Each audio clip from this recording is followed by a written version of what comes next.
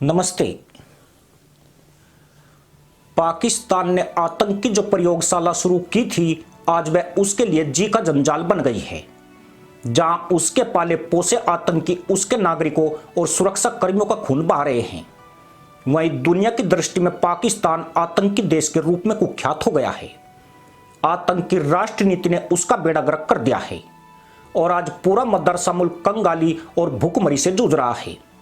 उसकी अर्थव्यवस्था लगभग तबाह हो चुकी है। देश में विकास के नाम पर सिर्फ कटोरे और फटे तहमंद बचे हैं, जो हर रोज दुनिया भर में पाकिस्तान की इज्जत उछालते रहते हैं। मुल्क की 40% आबादी जो गरीबी रेखा के नीचे घिसट रही है, अपने हुक्मरानों की आतंक नीति से तंग आ गई है और अब पड़ोसी देशों की तरह रोजगार, रोटी और बुनियादी विकास चाहती है। पाकिस्तान का जो थोड़ा बहुत पढ़ा लिखा तबका है, वह भी हुक्मरानों की पॉलिसी के आलोचक के रूप में उभर रहा है। लेकिन पाकिस्तान की दिक्कत यह है कि जिस भारत के खिलाफ उसने आतंकवाद की खेती तैयार की थी, उसी भारत ने उसकी बुरी तरह घेराबंदी कर दी है। अगर पाकिस्तान इस झंझावात से निकलना भी चाहे तो वह इतनी जल्दी इससे छुटकारा नहीं पा सकता है। एक तरह से पाकिस्तान जराइम का किंग मेकर बन गया है, जहां सिर्फ आतंकवाद को पोसने का ही बोझ नहीं है, बल्कि ड्रग्स और हथियारों का काला कारोबार भी उसके गले की फांस है। और यह एक ऐसा चक्रव्यूह है जिसमें घुसना तो आसान है, लेकिन जब इससे बाहर आने का विचार आता है तो सब कुछ नष्ट हो जाता है। बीते कुछ साल में पाकिस्तान में कुछ ऐसी घटनाएं हुई है जिनसे संकेत मिले हैं कि वह आतंकवाद के खिलाफ लहर में बह रहा है। हाल के कुछ महीनों में पाकिस्तान की जमीन पर कई कुख्यात आतंकियों की रहस्यमय तरीके से हत्याएं हुई है। यह सफाया ठीक उस वक्त शुरू हुआ था जब साल 2020 में जनरल कमर जावेद बाजवा ने भारत के साथ संघर्ष विराम समझौता किया था। तब से लेकर अब तक 2 दर्जन से ज्यादा आतंकवादी मारे जा चुके हैं। ये सभी आतंकी भारत विरोधी उन समूह से संबंध थे जिन्हें पाकिस्तान ने भारत के खिलाफ खड़ा किया था। इनमें जैसे मोहम्मद लश्कर तैयबा और हिजबुल मुजाहिदीन से जुड़े आतंकियों की अज्ञात नकाबपोशों ने सरेआम गोली मारकर हत्या कर दी। पर इतने बड़े पैमाने पर आतंकियों की हत्या के बाद भी पाकिस्तान इनमें से एक का भी हत्यारा पकड़ नहीं सका। सवाल उठे कि भारत की खुफिया एजेंसियां पाकिस्तान में टारगेटेड किलिंग को अंजाम दे रही है, लेकिन भारत ने पाकिस्तान में हो रहे इन डेवलपमेंट से किनारा कर लिया। यहां भारत की भूमिका इसलिए भी प्रबल नहीं है कि पाकिस्तान की बेहद शातिर और 10,000 कर्मियों वाली घाघ आईएसआई से आतंकियों की हत्या करने वाले इतने दिन तक नहीं बच सकते थे। लेकिन हैरत तो तब हुई जब खुद पाकिस्तान की पुलिस ने आतंकियों की हत्या की जांच में गंभीरता नहीं दिखाई और इन सभी मामलों की जांच डस्टबिन के हवाले कर दी। पाकिस्तान में निपट रहे आतंकियों से जहां भारत में हैरानी हो रही है, वही नेशनल मीडिया भी एक्शन में है और हर हफ्ते हो रही आतंकियों की हत्याओं से राहत का अनुभव कर रहा है। परंतु अब यह दावे से कहा जा सकता है कि पाकिस्तान में आतंकियों की हत्या के पीछे भारत का बिल्कुल भी हाथ नहीं है। अगर यह काम किसी दूसरे देश का होता तो न तो इतनी जल्दी आतंकी मारे जाते और न ही आतंकियों के कातिल अब तक आजाद घूम रहे होते। पाकिस्तान अब उस मोड़ पर पहुंच गया है जब उसी का पाला आतंक उसके लिए भस्मासुर बन गया है। पिछले 5 साल से पाकिस्तान अपने पैदा किए आतंकवाद की आग से झुलस रहा है। देश का कोई हिस्सा नहीं है जहां आतंकवादी पाकिस्तान को निशाना नहीं बना रहे हो। खैबर पख्तूनख्वा और बलूचिस्तान में हर रोज कहीं न कहीं धमाके हो रहे हैं और सरकारी गाड़ियां उनकी लाशों को ढोने में लगी है। जो पाकिस्तान हर वक्त भारत में आतंकियों को धकेलने की साजिश रचता था, वो अब अपनी धरती पर आतंकियों से लड़ाई लड़ रहा है। यहां तक कि देश की सेना के चीफ असीम मुनीर अमेरिका से मदद के लिए अपीलें कर रहे हैं।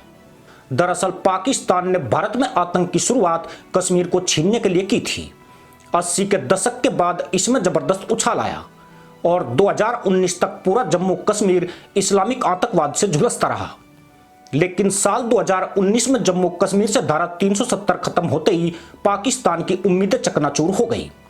मोदी सरकार ने न केवल जम्मू कश्मीर का स्टेटस खत्म कर दिया, बल्कि उसे 2 राज्यों में डिवाइड करके पाकिस्तान के मकसद पर भी पानी फेर दिया। इसके बाद पाकिस्तान के लिए घाटी में आतंकवाद का कोई औचित्य नहीं रह गया।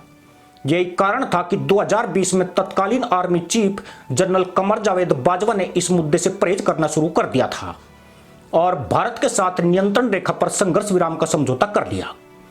इस समझौते का मतलब यही था कि पाकिस्तानी सेना आतंकियों से किनारा करना चाहती है क्योंकि सीमा पर गोलीबारी करके पाकिस्तानी फौज आतंकियों की भारत में घुसपैठ कराती थी।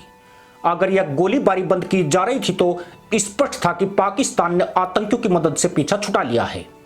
हालांकि सीज फायर के बाद भी कुछ आतंकियों ने अपनी जिम्मेदारी पर भारत में घुसने की कोशिश की, लेकिन उन्हें पाकिस्तानी फौज ने कवर फायर नहीं दिया। पाकिस्तान की इस बदली रणनीति से उसकी पनाह में मौजूद आतंकी बिदक गए। यही नहीं, पाकिस्तान से उन्हें जो फंड मिलता था वह भी नाम मात्र को रह गया। यूं भी देश की अर्थव्यवस्था इतनी खस्ता हाल हो चुकी है कि वह आतंकियों का पेट नहीं भर सकती है। पाकिस्तान ने भारत के लिए आतंकियों की जो उपज तैयार की थी वह आज उसके किसी काम के नहीं है। पूरी दुनिया का ध्यान पाकिस्तान की हरकतों पर रहता है। साथ ही भारत ने एक ऐसा नैरेटिव सेट कर दिया है कि अगर भारत में कोई भी आतंकी वारदात होती है तो दुनिया का शक पाकिस्तान पर ही जाता है।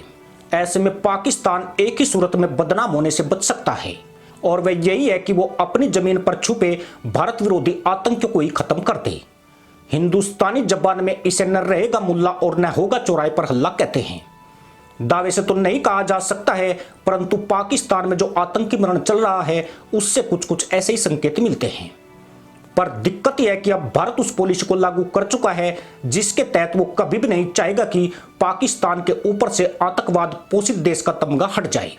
पाकिस्तान में अभी भी दाऊद इब्राहिम, मसूद अजहर, हाफिज सईद, जकी उर रहमान लखवी जैसे आतंकी मौजूद हैं।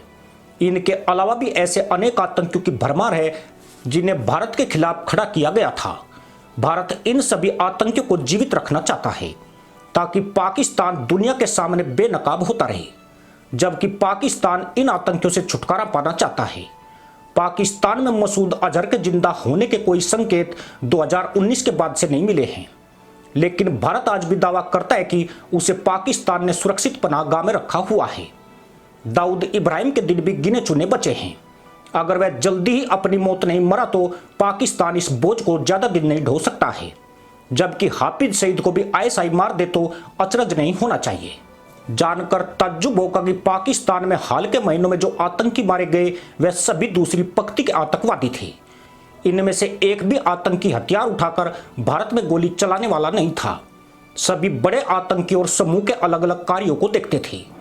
इसका मतलब यह है कि अगर किसी संगठन के मुखिया की मौत हो जाती है तो इन आतंकियों को समूह की कमान मिलने के चांस थे। इन आतंकियों की हत्या के बाद निचले तबके के जिहादी आतंकियों और शीर्ष नेतृत्व के बीच की कड़ी टूट गई है, जिससे आतंकी संगठन कमजोर पड़ने लगे हैं। यानी पाकिस्तान में हत्याओं के इस खेल के पीछे एक सोची समझी प्लानिंग है। इसके तहत पहले उन आतंकियों को ठोका जा रहा है जो भविष्य में संगठन को जीवित रख सकते थे। दूसरी सीरीज में संगठनों के मुखिया का खात्मा होना तय है। अगर पाकिस्तान आतंकियों और उनके सरगनाओं को खत्म करने में कामयाब हो गया तो यह संगठन बहुत हद तक निष्प्रभावी हो जाएंगे। पाकिस्तान की भारत को अस्थिर करने की पॉलिसी ने उसे तबाही और गरीबी गिफ्ट की है।